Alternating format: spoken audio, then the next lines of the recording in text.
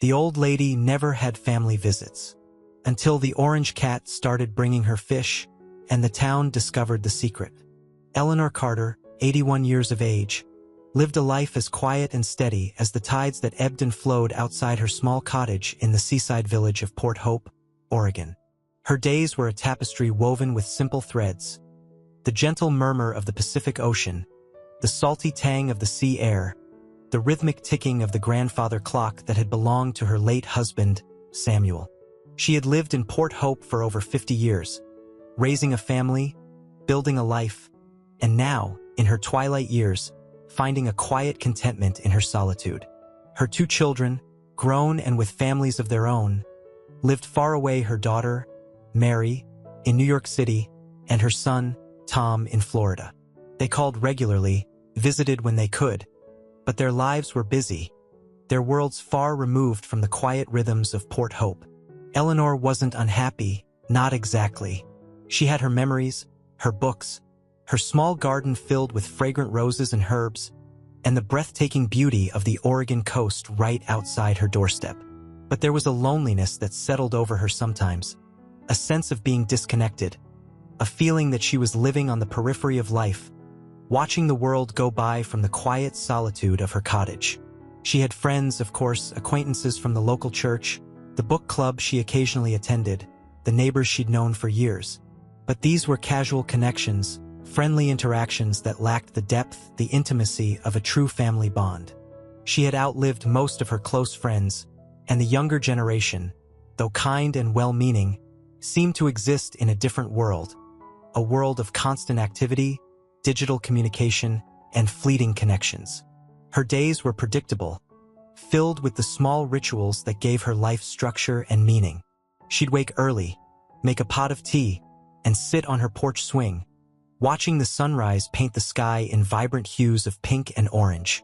She'd tend to her garden, weeding, watering, and nurturing her plants with the same care and attention she had once devoted to her children. She'd read, losing herself in the pages of novels, biographies, and history books, her mind transported to different worlds, different times, different lives. She'd walk along the beach, the cool sand beneath her feet, the salty breeze whipping through her hair, the cries of the seagulls a constant soundtrack to her solitary strolls.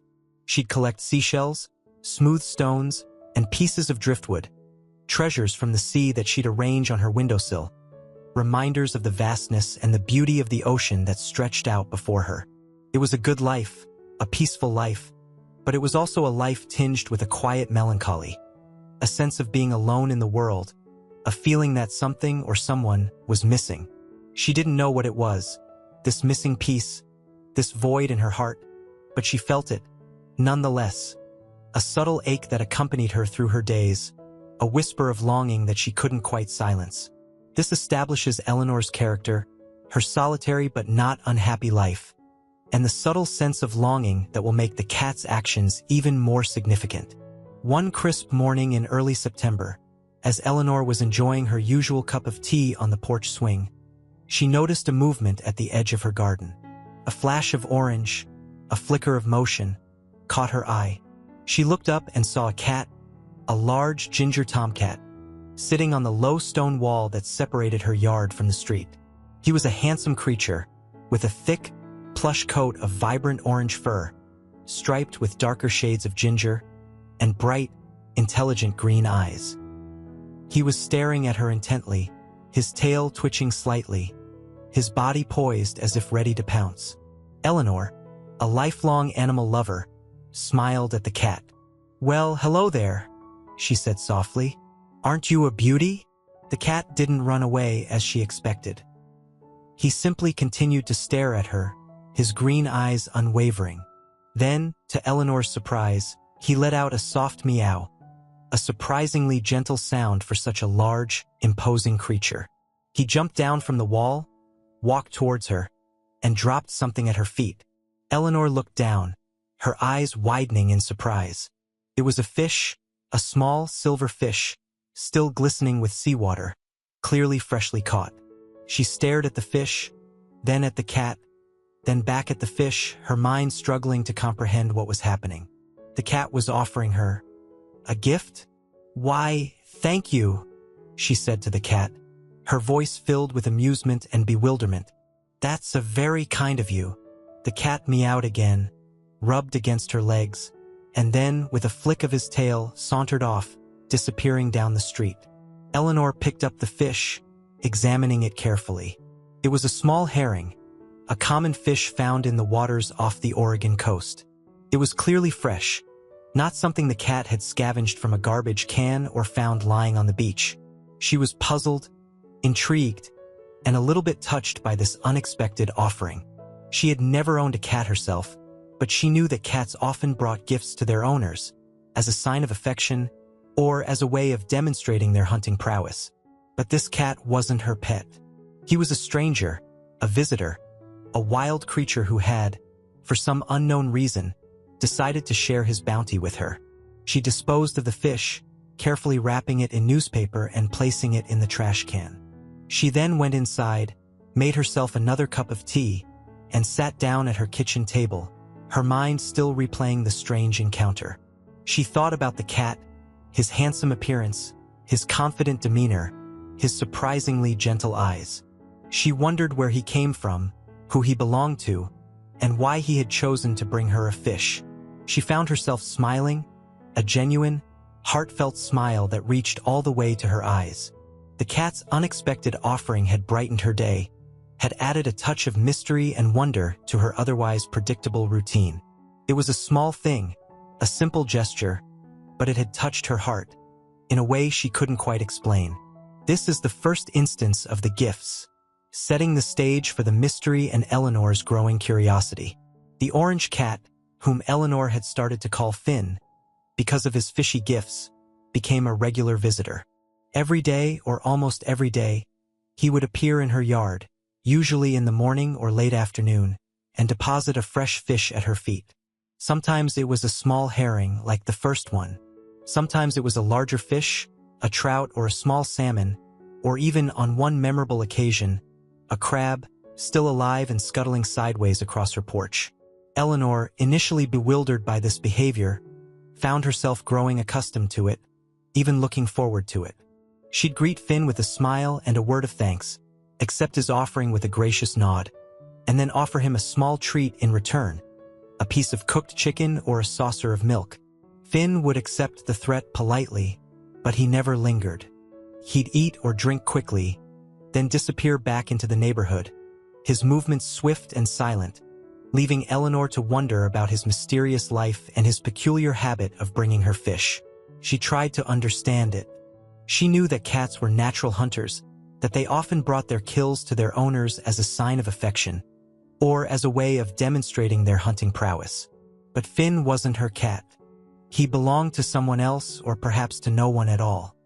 He was a visitor, a friendly acquaintance, not a member of her household. She started to observe him more closely, watching his movements, studying his behavior, trying to decipher his secrets.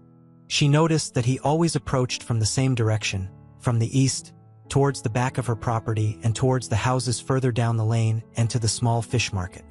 She noticed that he always seemed to be clean and well-fed, his fur glossy, his body sleek and muscular. She noticed that he never meowed, except for that initial greeting, and that he seemed to understand her words, responding to her voice with a tilt of his head, a blink of his eyes, a subtle twitch of his tail. She also started to ask her neighbors about him, discreetly, casually, trying to gather information without revealing the full extent of her curiosity or the strangeness of Finn's behavior. She learned that Finn was a familiar sight in the neighborhood, a friendly cat who roamed freely, visiting various houses, accepting treats and pats on the head, but never staying long. No one seemed to know where he lived or who he belonged to. Some people thought he was a stray, others assumed he had a home somewhere, but no one could say for sure. "He's a real character, that one," said Mrs. Gable, her next-door neighbor. "Always up to something. I saw him chasing a seagull down the beach the other day, bold as you please. And he's got a real sweet tooth, too. I love my blueberry muffins."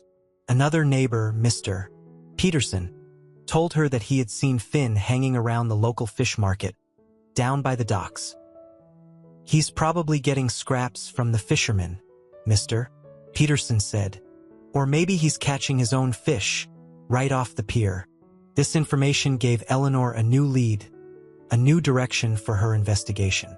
She decided to visit the fish market, to see if she could find out more about Finn, to see if anyone there knew where he came from, or who he belonged to. She also started to research cat behavior online, reading articles, watching videos, and joining online forums, hoping to find some explanation for Finn's unusual actions.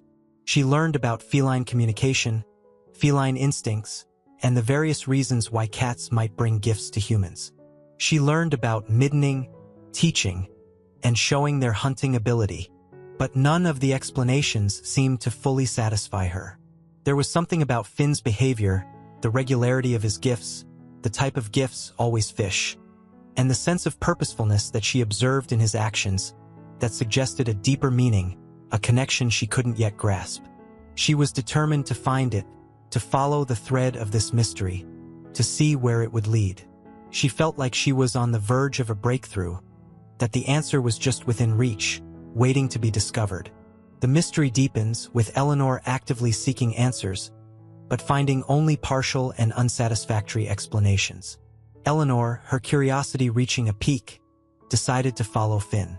She wanted to see where he went after he delivered his daily fish, to observe his movements, to perhaps discover the source of his bounty and the reason for his unusual generosity.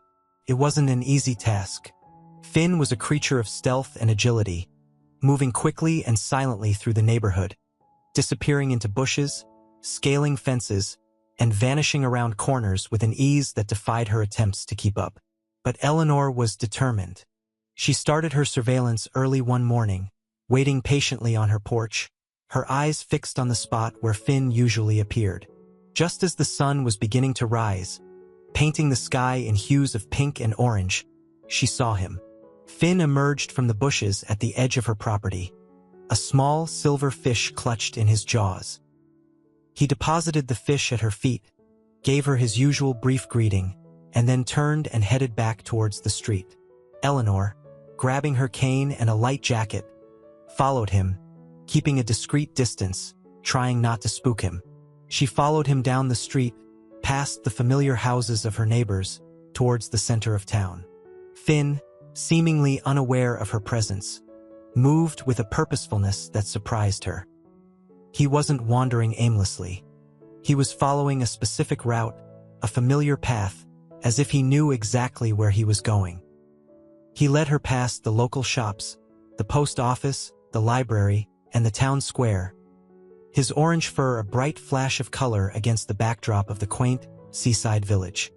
He crossed the main street, dodging cars with a practiced ease, and headed towards the docks, the area where the fishing boats unloaded their daily catch. Eleanor, her heart pounding with anticipation, followed, her pace quickening as she realized where he was going. She remembered her neighbor, Mr. Peterson, mentioning that he had seen Finn hanging around the fish market.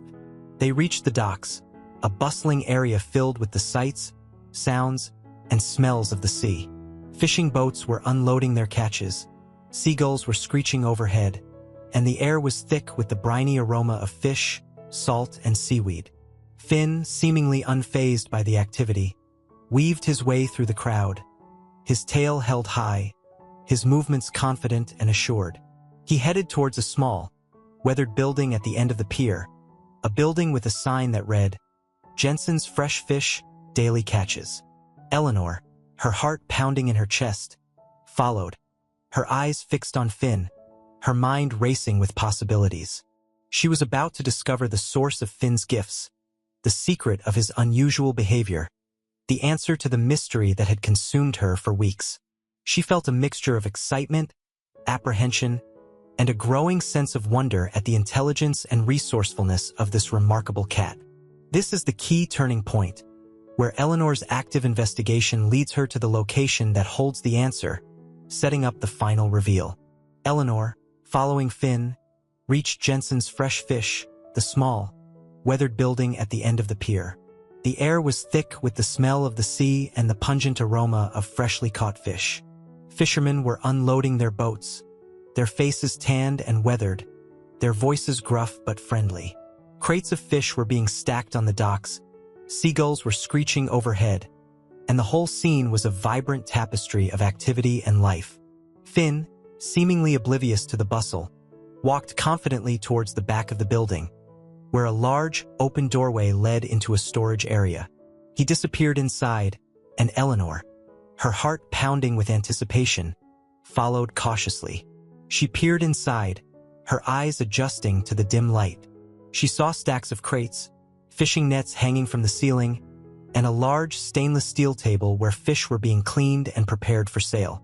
And then, she saw him, a young man, maybe in his late 20s, with a kind face, a scruffy beard, and a pair of bright blue eyes that twinkled with amusement. He was kneeling on the floor, talking softly to Finn, who was rubbing against his legs, purring loudly. The young man was holding a small fish, a herring, and he was offering it to Finn, who accepted it with a graceful nod and a soft meow. Eleanor, her mind racing, realized what was happening. Finn wasn't stealing the fish. He wasn't hunting them himself. He was being given them by this young man, this fisherman who clearly knew him, who clearly cared for him. She stepped forward, hesitantly, her cane tapping against the wooden floor. The young man looked up, startled by her presence. He stood up, quickly, his face flushing slightly. "Oh, I'm sorry," he said, his voice apologetic. "I didn't see you there. Can I help you?" Eleanor, still trying to process what she was seeing, stammered, I was following the cat. He's been bringing me fish. Every day. I wanted to know where he was getting them." The young man smiled, a warm, genuine smile that reached his eyes. "Ah, you must be Mrs. Carter," he said. "Finn's been telling me all about you." Eleanor, confused and intrigued, raised an eyebrow. "Telling you?" she asked. How could he tell you?" The young man chuckled. "Well, not in words, of course," he said. "But Finn's a pretty good communicator in his own way. He's been coming here for years, ever since he was a kitten. My grandfather, Old Man Jensen, used to feed him scraps. And I guess I just continued the tradition." He explained that Finn was a local stray, a well-known and well-loved fixture of the wharf. He had no official owner, but he was cared for by the fishermen, by the workers at the fish market, by the community as a whole. He was a free spirit, a wanderer, a survivor, but he also had a knack for forming connections, for finding his way into people's hearts. "He's a special cat, Finn is," the young man said, his eyes softening as he looked at the orange tomcat, who was now rubbing against Eleanor's legs, purring contentedly. "He's got a way of knowing who needs a little extra something. A little extra company, a little extra kindness, a little extra fish." Eleanor, her heart filling with a warmth that spread through her entire being, started to understand. Finn's gifts weren't just random acts of feline generosity. They were deliberate, purposeful, a way of connecting, of caring, of sharing his bounty with someone he sensed needed it. The young man introduced himself as Liam Jensen, the grandson of the original owner of the fish market. He explained that he had grown up on the wharf, surrounded by fishermen, by the sea, and by cats like Finn, who had always been drawn to the abundance of fish and the kindness of the people who worked there. He also revealed a piece of information that made Eleanor's heart ache with a bittersweet sadness. "My grandfather, he passed away a few years ago," Liam said, his voice filled with a quiet grief. "He was a good man, a kind man. He loved this place, he loved the sea, and he loved animals, especially cats." "He knew your husband, Samuel," Liam continued. Eleanor's breath caught in her throat. Samuel, her beloved Samuel, who had passed away 5 years earlier, leaving a void in her life that she had never been able to fill. "They used to talk, for hours, down here on the docks," Liam said, his eyes looking out towards the sea, as if lost in a memory. "They talk about everything. Fishing, politics, life. They were good friends." Eleanor, tears welling up in her eyes, felt a connection to Liam, a shared grief, a shared love for a man who had touched both their lives. She realized that Finn's visits weren't just random acts of kindness. They were a continuation of a connection, a bridge between the past and the present, a legacy of friendship and love. This sets up the final reveal, providing clues and context, but holding back the full emotional impact until the next section. Liam, sensing Eleanor's emotional turmoil, invited her to sit down on a nearby crate. He offered her a cup of coffee, and they talked, sharing memories of Samuel, of Old Man Jensen, of the life and times of Port Hope, a small town with a big heart. As they talked, Liam revealed the secret, the piece of information that connected Eleanor to Finn, to the wharf, and to a past she thought she had left behind. My grandfather, he always said that Samuel had a special way with animals, Liam said, a wistful smile on his face.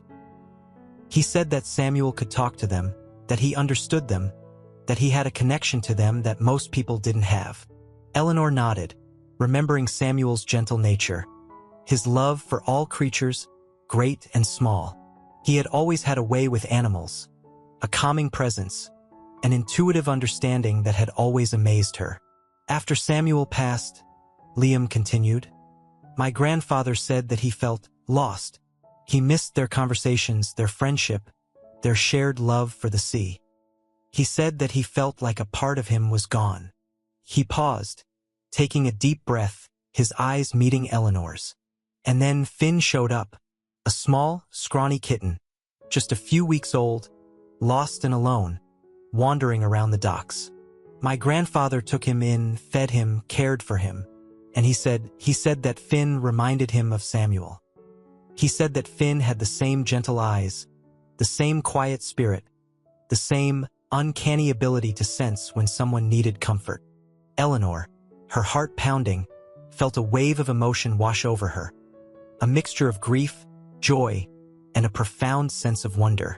My grandfather started bringing Finn with him when he visited Samuel's grave, Liam said, his voice choking with emotion.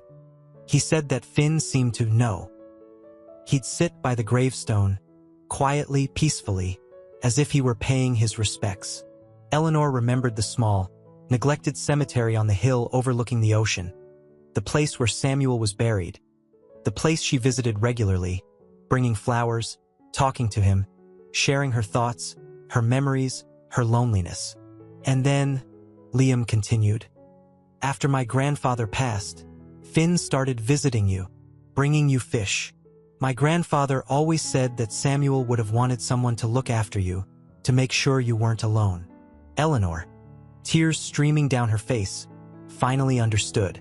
Finn's gifts weren't just random acts of kindness. They were a message, a connection, a legacy of love and friendship that transcended death, that transcended species, that transcended the boundaries of the physical world. Old Man Jensen, inspired by Samuel's love of animal, in his grief after Samuel died, had taken care of Finn, and after Old Man Jensen's death, Liam had taken care of Finn. He believes Finn is a gift that he has to take care of. Finn, in his own way, had been carrying on the friendship between Samuel and Old Man Jensen, a friendship that had now extended to their descendants, to Liam and to Eleanor. He was a living link to the past, a symbol of enduring love, a testament to the power of connection that could transcend even the greatest of losses. The secret is revealed. Finn's actions are a continuation of a friendship between Samuel and Old Man Jensen, now carried on by Liam and Eleanor. This is the emotional core of the story, emphasizing the power of connection and legacy. The revelation of the secret, the understanding of Finn's true purpose, brought a profound sense of peace and closure to Eleanor. She no longer felt alone, disconnected, adrift in a sea of solitude. She felt a connection to the past, to Samuel, to Old Man Jensen, and to the present, to Liam, to Finn, and to the entire community of Port Hope. She and Liam became close friends, their bond forged by their shared love for Samuel and Old Man Jensen, and by their shared appreciation for Finn, the extraordinary cat who had brought them together. They started to spend time together, sharing meals, taking walks along the beach, and visiting the cemetery on the hill, where Samuel and Old Man Jensen were buried, side by side, their friendship enduring even in death. Finn, of course, was always with them, his orange fur a bright spot of color against the gray headstones, his presence a comforting reminder of the enduring power of love and connection. Eleanor also started to become more involved in the community, volunteering at the local animal shelter, inspired by Finn's story and by her newfound connection to the world around her. She found joy in caring for the animals, in offering them comfort and companionship, in helping them find new homes and new beginnings. She also started to attend the book club meetings regularly, sharing her stories, her memories, and her newfound appreciation for the simple joys of life. She made new friends, deepened her existing connections, and became a beloved figure in the community, known for her kindness, her wisdom, and her unwavering spirit. The town of Port Hope, inspired by Eleanor's story and by Finn's extraordinary actions, decided to create a small memorial garden in the town square, dedicated to Samuel and Old Man Jensen, and to the enduring power of friendship and the human-animal bond. The garden became a place of beauty and tranquility, a place where people could gather to remember loved ones, to connect with nature, and to appreciate the simple joys of life. It was a symbol of hope, of resilience, and of the enduring power of community. And so, the life of Eleanor Carter, once marked by solitude and a quiet melancholy, was transformed by the arrival of an orange cat, a cat who had brought her not just fish, but a connection to the past, a bridge to the present, and a renewed sense of purpose and belonging. It was a story that began with a secret, a mystery, a question mark, but it ended with a complete circle, a testament to the enduring power of love, friendship, and the unexpected ways in which our lives can be touched, transformed, and healed by the creatures we share our world with. It was a reminder that even in the quietest of lives, the most extraordinary things can happen, and that sometimes the greatest gifts come in the most unexpected packages, sometimes wrapped in orange fur, sometimes purring softly, sometimes simply waiting for us to open our hearts and embrace the wonder and the mystery of the world around us. The resolution emphasizes the positive impact on Eleanor, Liam, and the community, highlighting themes of connection, healing, and the enduring legacy of love and friendship. Finn becomes a symbol of this interconnectedness,